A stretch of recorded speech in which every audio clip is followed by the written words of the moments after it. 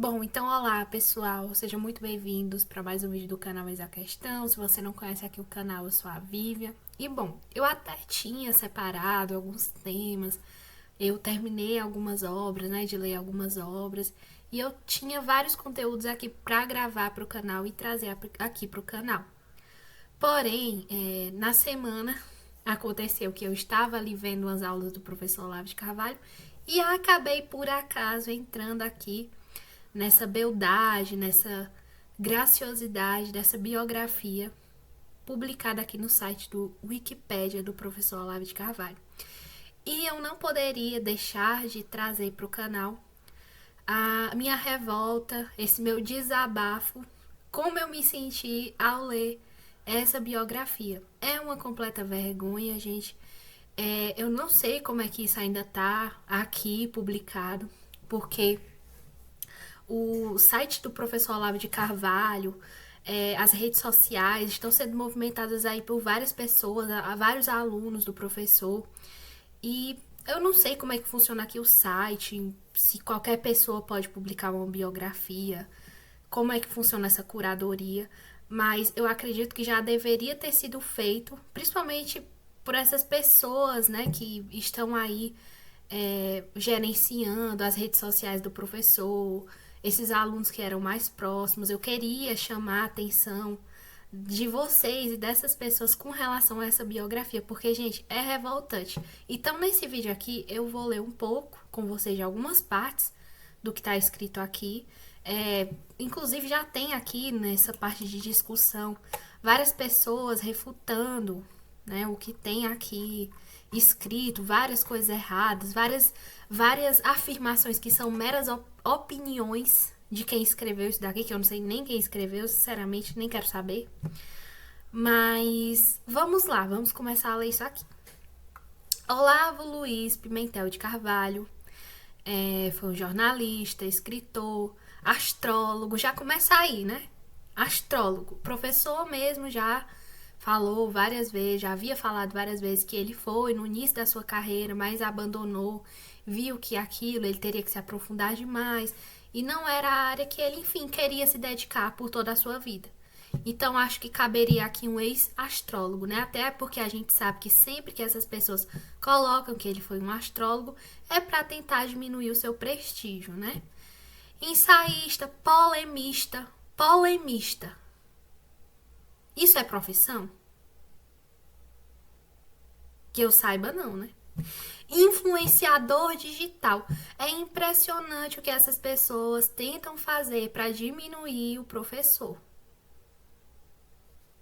Utilizam de um monte de termos só para diminuir aquilo que ele foi, aquilo que ele ainda representa.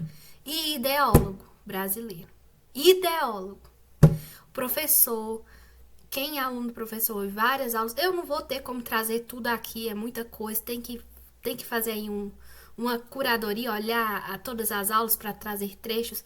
Infelizmente não tem esse tempo e como fazer isso, mas por várias aulas do professor, ele é contra essa questão de ideologia, você adotar uma ideologia para si, você adotar uma doutrina e ele ser um ideólogo.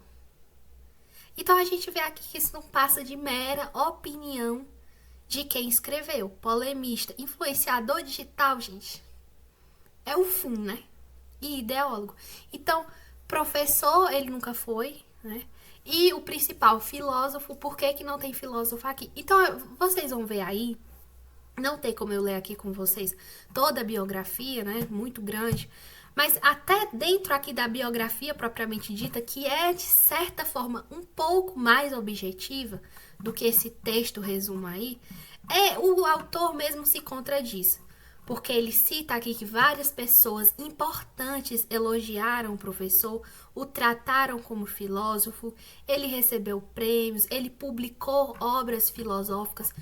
Por que não coloca aqui que ele foi um filósofo, né? Pelo que eu vi aqui nesse fórum de discussão, eles até tinham colocado que ele era um filósofo autoproclamado. Mais uma vez tentando denegrir ele, né?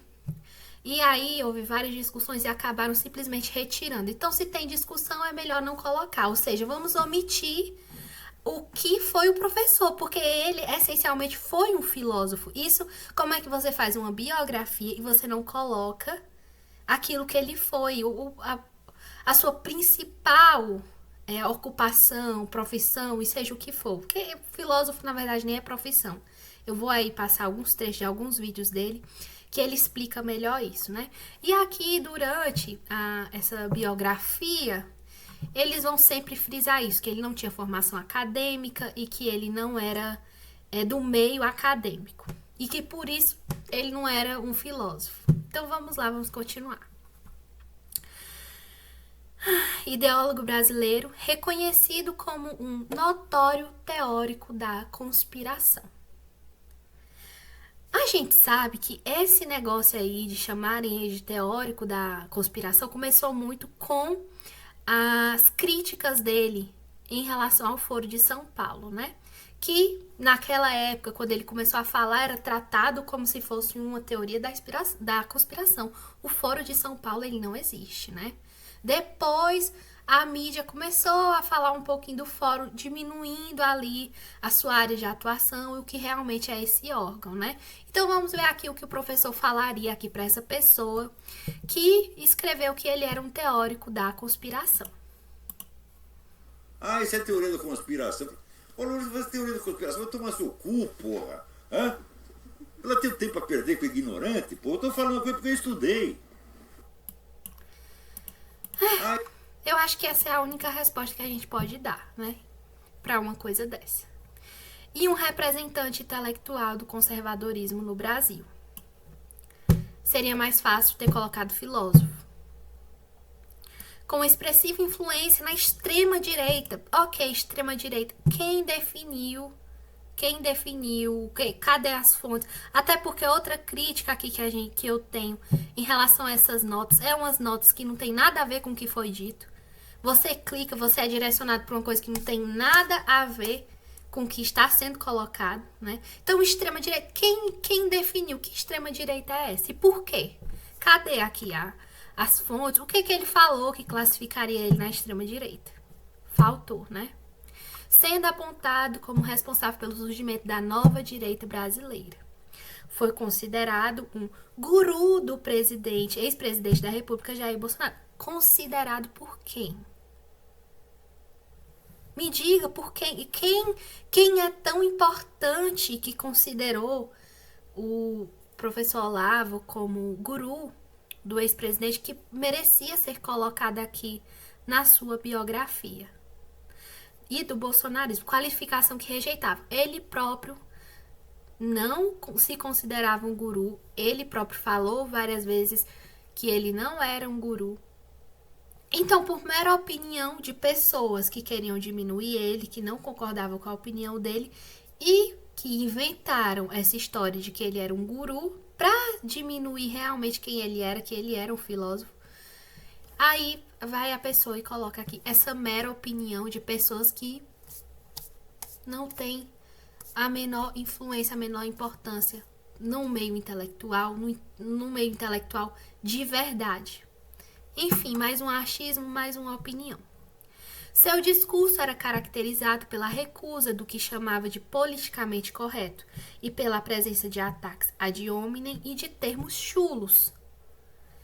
Mais uma vez, né? O pessoal aqui do politicamente correto, os engomadinhos, os intelectualzinhos de terninho e gravata, que você tem que ser ali uma lady, né? E um cavalheiro.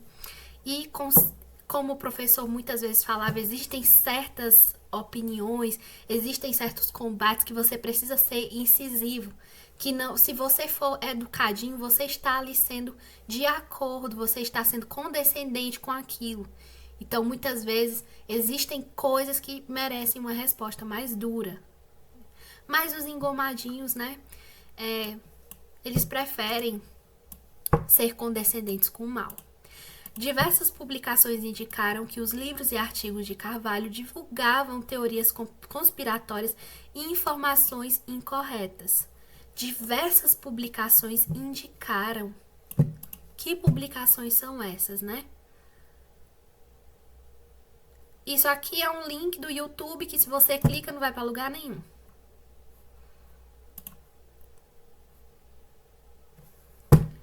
ótima fonte.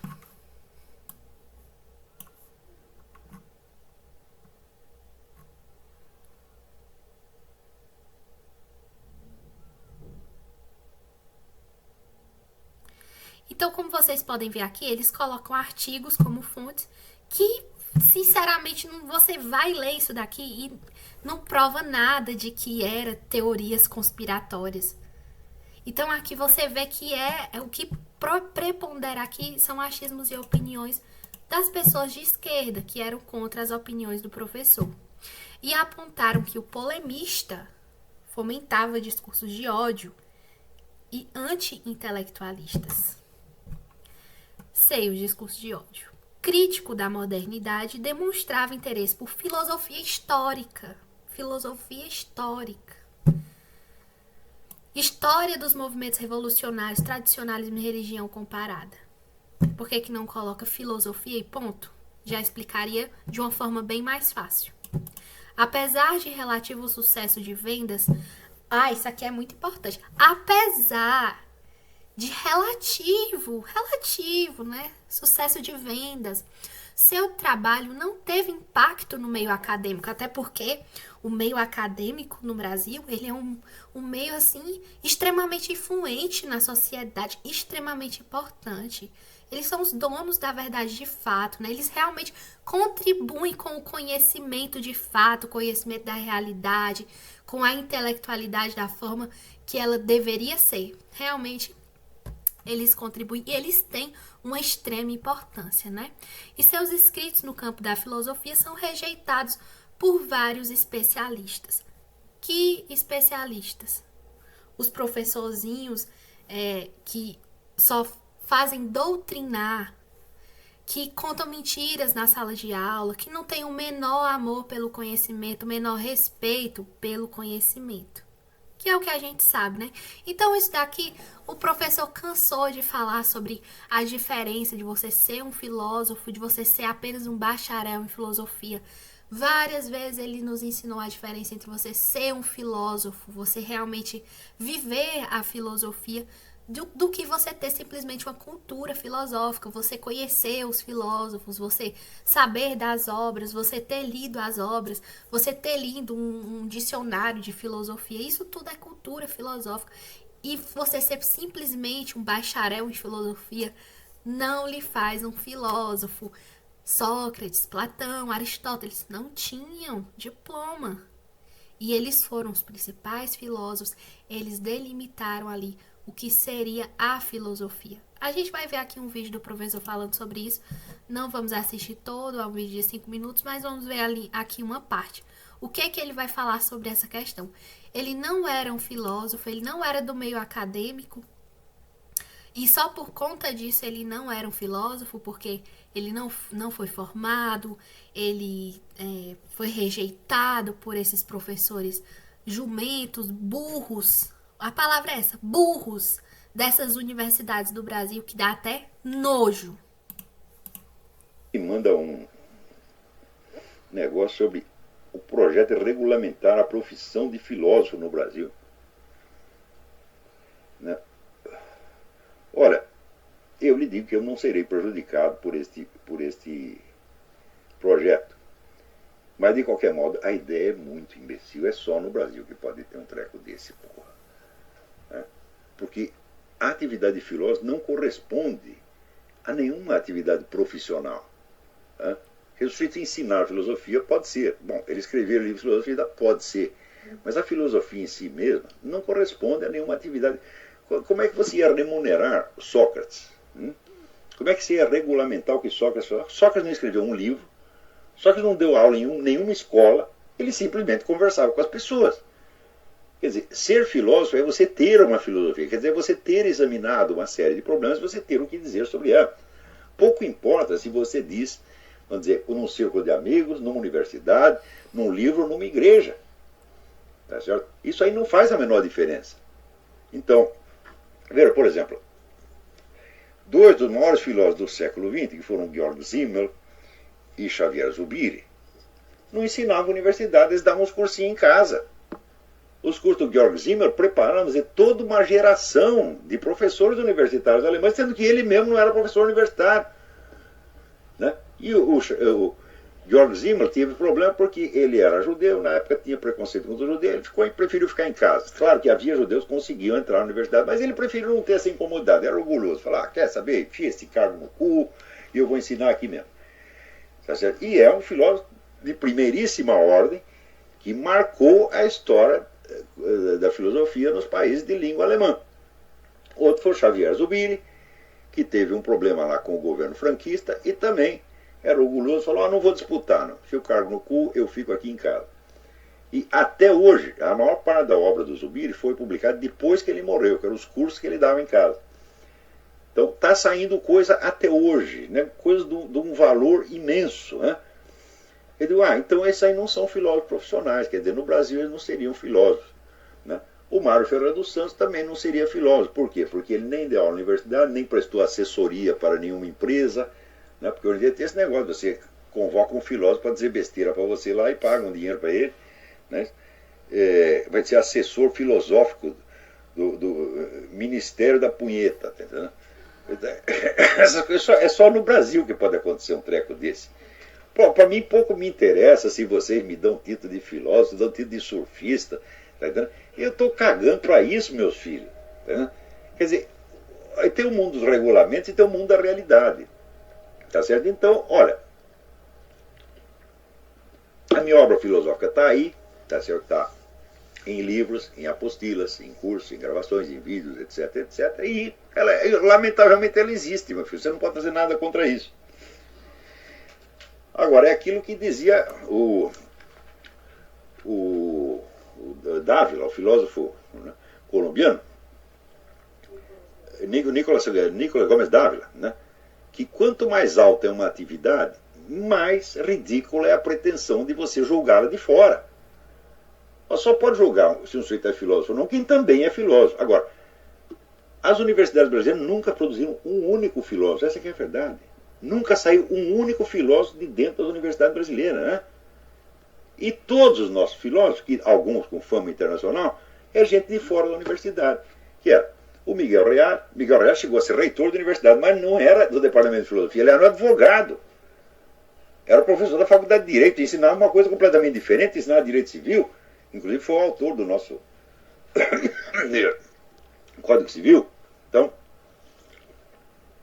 e ele, nas horas vagas, ele criou o Instituto Brasileiro de Filosofia, que publica a Revista Brasileira de Filosofia, publicou durante 40, 50 anos, que é a única... Enfim, então é isso aí, essa é a resposta que o professor tem a dar em relação a isso. E outra coisa, gente, porque se vocês forem ler aqui, gastarem o tempo de vocês lendo, aqui dentro da biografia, que até é um pouco mais objetiva, mas não deixa de ter aqui entre linhas vários achismos e várias opiniões, vocês vão ver que essas pessoas mesmo se contradisseram, né? Aqui fala sobre algumas obras que o professor publicou, fala sobre um debate que ele teve com o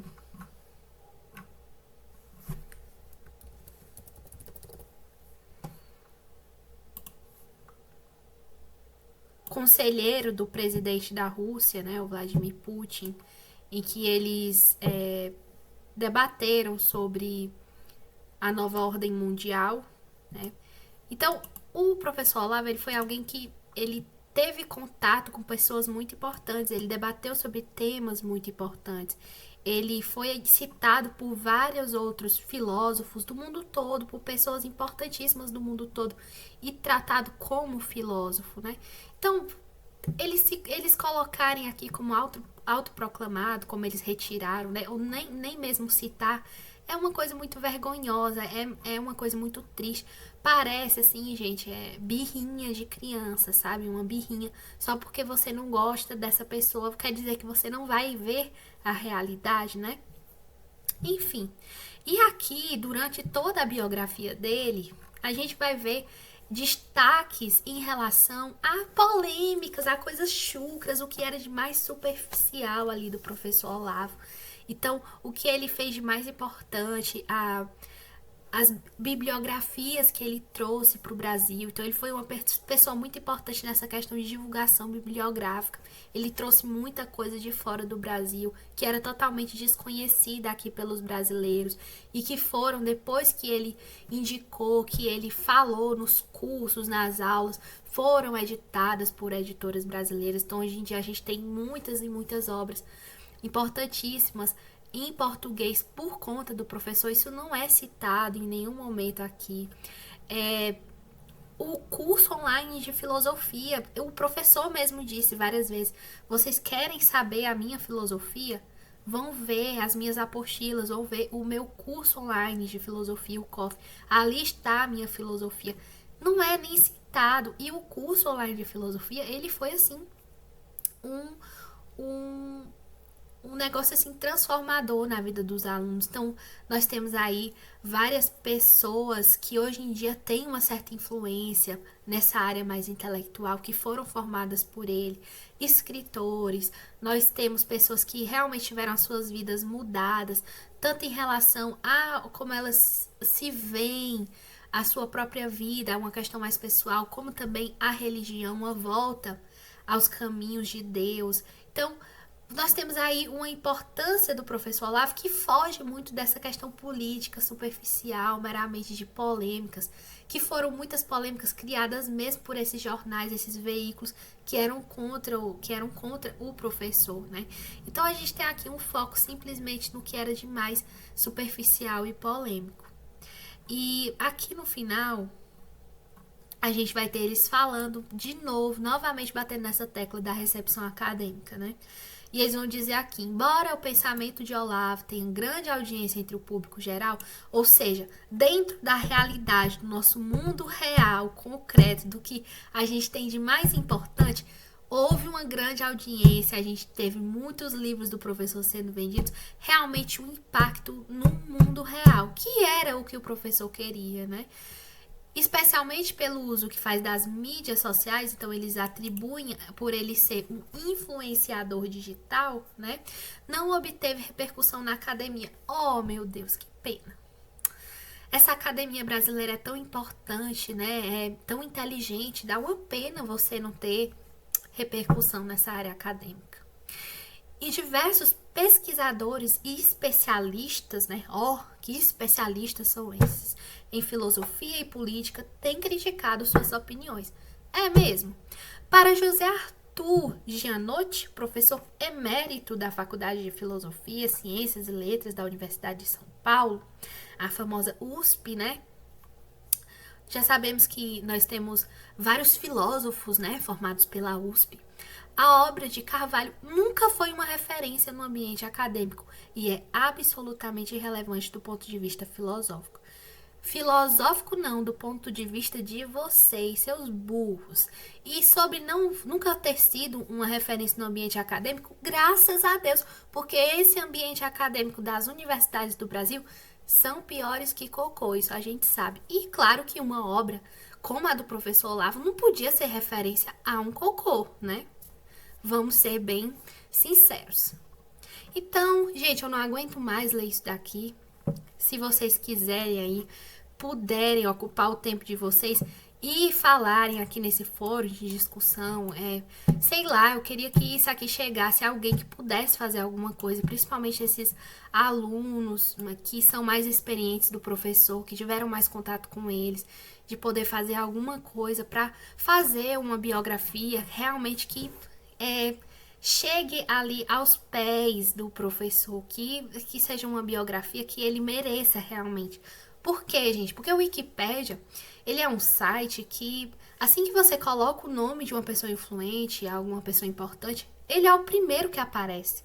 Então, uma pessoa que talvez escutou falar do Olavo de Carvalho, que nunca conheceu, nunca leu nenhuma obra dele, e se interessa ali, quer conhecer um pouco mais dele, vai e pesquisa aqui no Google, Olavo de Carvalho. Aí o primeiro site que aparece é justamente esse, né? É justamente o Wikipédia. Queria voltar aqui para vocês. Então, assim que você de Carvalho, é o primeiro site. Aí a pessoa, ela já vai se deparar que ele é um astrólogo, polemista, influenciador digital, ideólogo e teórico da conspiração.